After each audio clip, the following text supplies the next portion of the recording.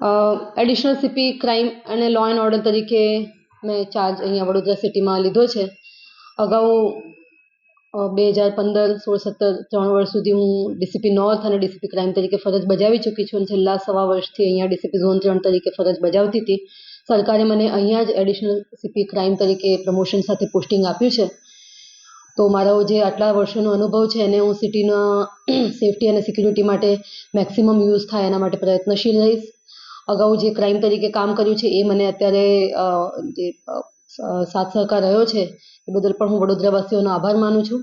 અને વડોદરા શહેર માટે પોલીસ કમિશનર શ્રી અમારા સીપી સાહેબ જે છે એમની સૂચના અનુસાર સતત અમે કામગીરી કરતા રહીશું અને આ શહેરને સેફ સિટી તરીકે આપણે એને બિરદાવી શકીએ એવી રીતના અમે પોલીસ ડિપાર્ટમેન્ટ કામ કરીશું.